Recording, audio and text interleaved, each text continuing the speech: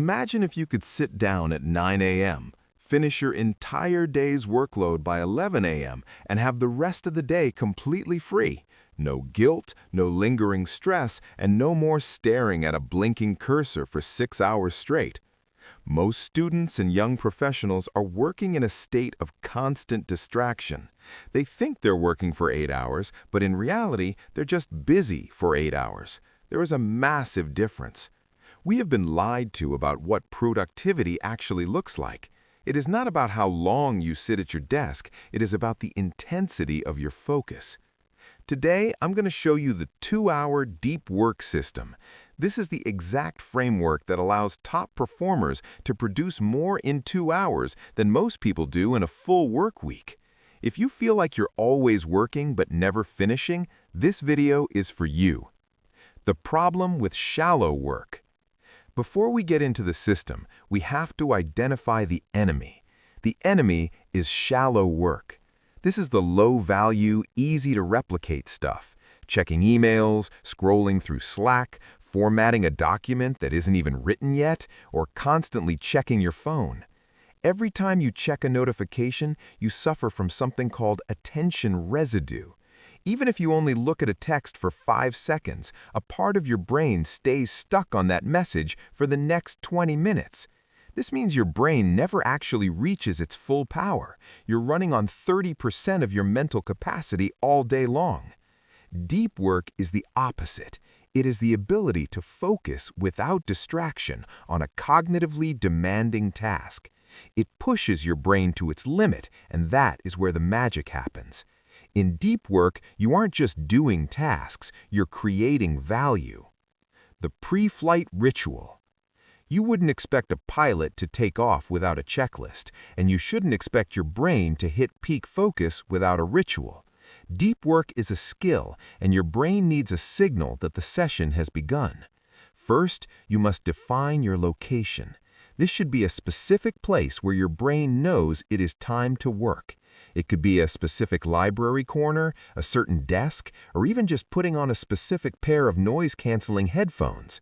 Second, set a clear goal.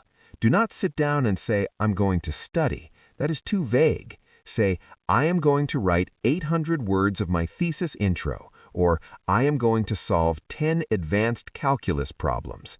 When the goal is specific, the path is clear. Third, remove all friction. Have your water, your coffee, and your chargers ready. If you have to get up to find a pen, you've just broken the flow. Most importantly, your phone must be in another room, not face down, not on silent, but physically gone, out of sight, out of mind. The 120-minute execution. The system is broken down into 2 blocks of 60 minutes, or one solid 120-minute sprint. If you're a beginner, start with 2 50-minute blocks with a 10-minute break. Minute 0 to 10, the warm-up. Don't expect to be a genius the second you sit down.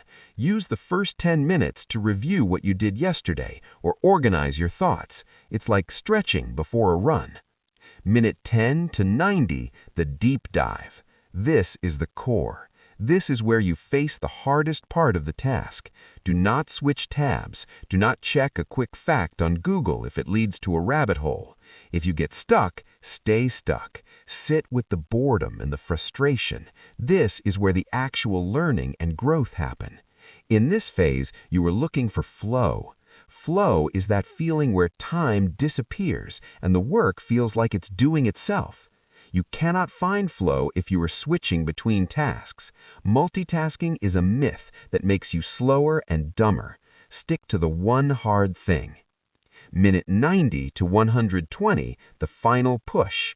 Your brain will start to tire here. This is where most people quit, but this last half hour is where you separate yourself from the crowd. Use this time to polish, to finish the last paragraph, or to wrap up the project. The science of high-intensity focus. Why does this work? It's because of a substance in your brain called myelin. Myelin is a fatty tissue that wraps around your neurons. The more you focus intensely on a specific skill or task, the more myelin grows around those neural pathways. Think of it like upgrading your brain's internet from dial-up to fiber optic. When you do deep work, you are literally physically rewiring your brain to be faster and more efficient. Shallow work doesn't grow myelin, it just keeps you busy.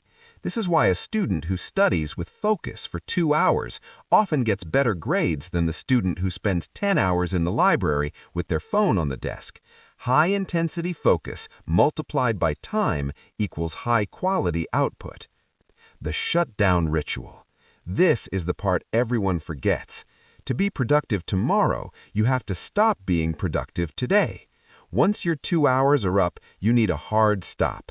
Check off what you finished. Write down the very first thing you need to do tomorrow. This empties your brain's active memory, so you don't worry about work while you are trying to relax. Then, walk away. Go for a walk, work out, or talk to a friend. Your brain needs the downtime to process the information you just fed it.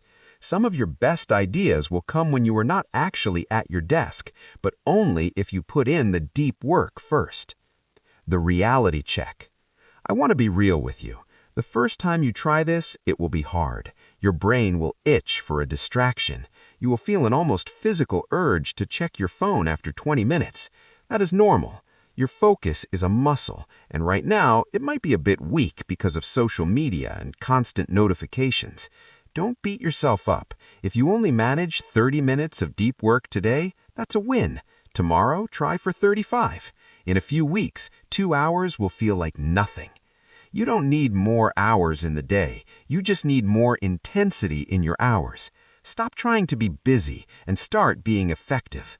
When you master the 2-hour system, you regain control of your life. You get your grades, you get your work done, and most importantly, you get your time back. You have the potential to do incredible things, but you can't do them if your attention is divided into 1,000 pieces. Pick one thing, clear the desk, set the timer, start now. If you found this helpful, it would mean a lot if you hit the like button so this can reach other students who are struggling with burnout. Subscribe for more practical systems to help you win at life. Now, close this tab, put your phone away, and go do some deep work. I'll see you in the next one.